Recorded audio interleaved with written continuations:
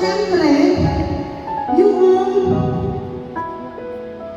yung pag-asa, no? Pag-asa ng isang ina na binahagi naman ni Sister Remy. Next slide. Alam ko may slide talaga. Na, at ako naman po ay babahagi po sa inyo yung pag-ibig ng isang ina. Mga kabataan, dito muna kayo sa harapan. Kasi po, ako po ay sumulat para sa inyo. Ito po ay nararanasan ng mga magulang. Baka hindi nyo alam. Na ito po yung nararanasan ng mga nanay nyo. Tapos, hindi nyo alam. Baka ito yung nararanasan ng mga tatay ninyo nang hindi nagsasabi sa inyo. No? Kaya ako po ay sumulat para sa mga anak. Sino po dito mga kabataan? Yung may mga magulang pa sa kamay. Ayan, no? At sino naman dito? Yung mga magulang. Taas natin ang ating mga kamay. Okay? So, pag-asa. Una, may pag-asa mo. Pagka sinabi sa nanay mo, ng magulang mo, na hindi mo ako kaibigan. May pag-asa, may pag-ibig ba? May hope ba? May faith ba? Pagka sinabi ng magulang mo, I am not your friend. I am your mother. Or I am your father. Or I am your father. No? Tatanungin ko si ano. Mahaba ako. Antay niya. Yan. Tanungin muna kita.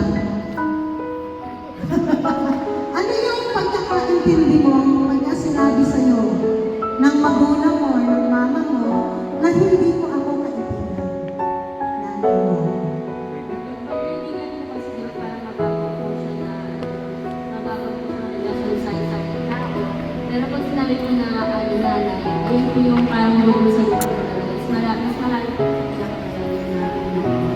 Yes, palakpakan naman natin si Andrea. Ayan. Sino pa yung iba? Sino pa? Ikaw pa. Dito tayo. Anong pagkakulit mo pa? Bakit?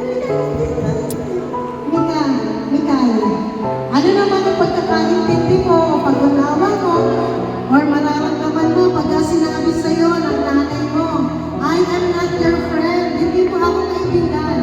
Nanay mo ako. magkaibigan ko kasi parang nagkakaroon ng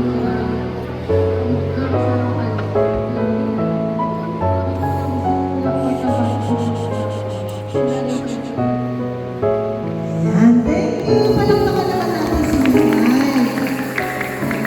Minsan, may mga bata or may mga magulang na nagsasabi, tratuhin mo ako ng kaibigan mo para makapag-open ka sa akin, para makapagsalita ka sa akin, para makapagbukas ka sa akin kung ano yung nararamdaman mo. Tratuhin mo akong kaibigan mo. Amen? Ayan, mga magulang, di ba, minsan sinasabi natin na para maging open ka sa akin. Pero minsan, nakakalimutan ng mga bata.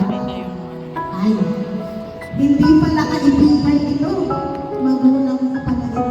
Na kung saan minsan nakakalimutan yung salitang respeto. Amen? No,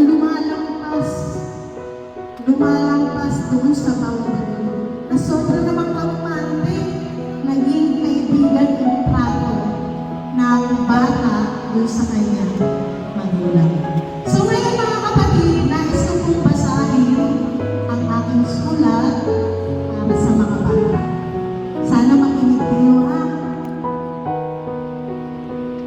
Sa aking mga minamahal na anak, isipin nyo na ito ay sulat ng inyong magulang.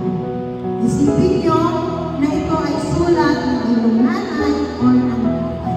At mga magulang, isipin din natin at tunggalin din natin na ito ay sulat natin sa ating mga anak. Sa aking mga minamahal na anak,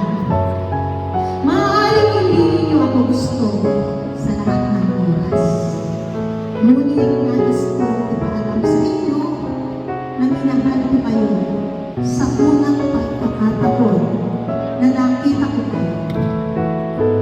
Magiging tapat ako sa inyo sa lahat ng oras kahit na ayaw ninyong marinig itong mga sasabihin ko na sa inyong pananaw ay mali ako. Pero malalaman din natin na tama ako.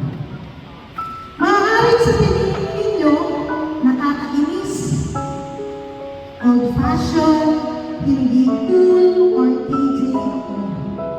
Dahil hindi ko hinahayaan na gawin ninyo ang lahat ng gusto ninyo.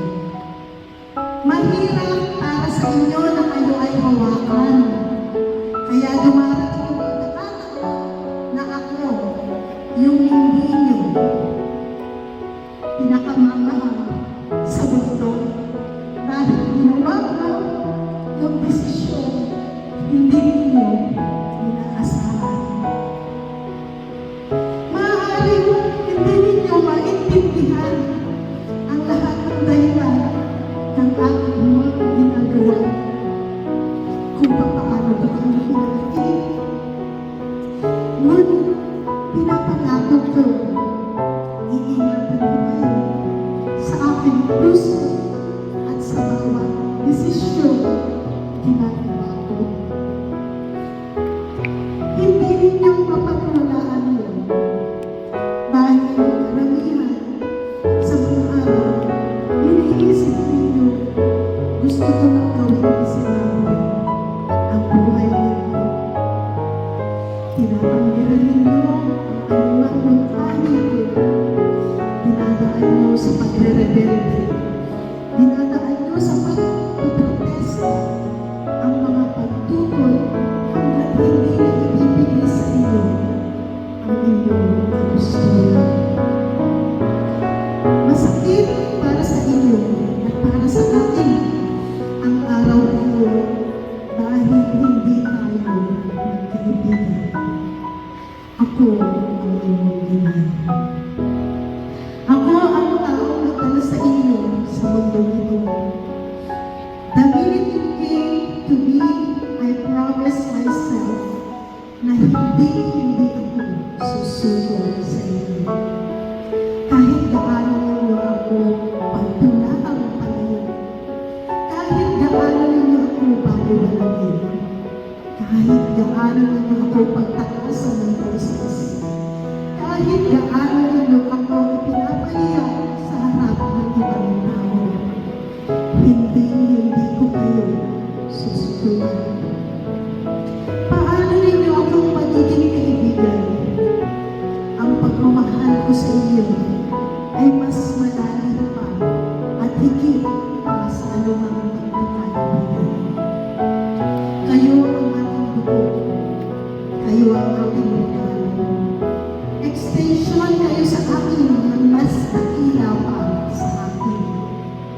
Sa totoo lang, ang pagiging ina ay hindi pinupuno ng pagkakaibigan. At dahil dyan, hindi ko kayo susuportahan kapag iniisip ko mali kayo. Hindi ako magsisinungaling sa inyo para lang marinig ninyo ang nais ninyong marinig. Tatawagin ko kayo sa tuwing iniisip kong lumalayo kayo sa kung sino kayo. I'm going to push like hell para ipaalala sa inyo na kaya ninyong makamit ang anumang bagay na iniisip ninyo at hindi ito mapipigilang maniwala sa inyo.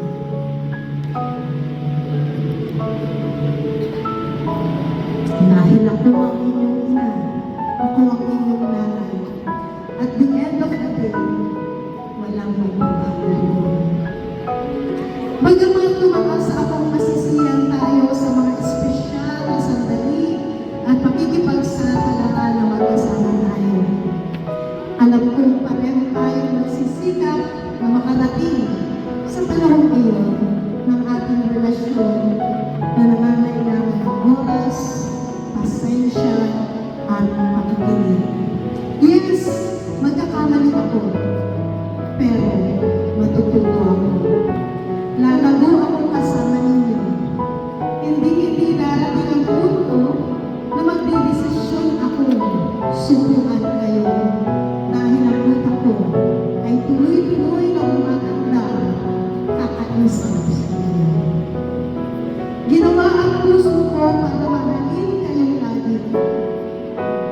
Kaya huwag kayong mahirapan sa akin. Bigyan niyo ako ng lahat ng matalawang pagkakataon na ibinibigay ko sa inyo. Tawagan ninyo ako kapag kailangan ninyo ako. At mas lalong dalasal kung hindi ninyo kailangan. Ang buhay ay nagiging abala. Alam mo. Pero tawagan ninyo. Ang sarap sa pakiramdam na kailangan para makalala. Tandaan ninyo, aking mahal na mga anak, huwag na huwag kayong umasa na magiging magkaibigan tayo. Lagi kayong umasa sa akin bilang isa't ina. Nagmamahal, nanay.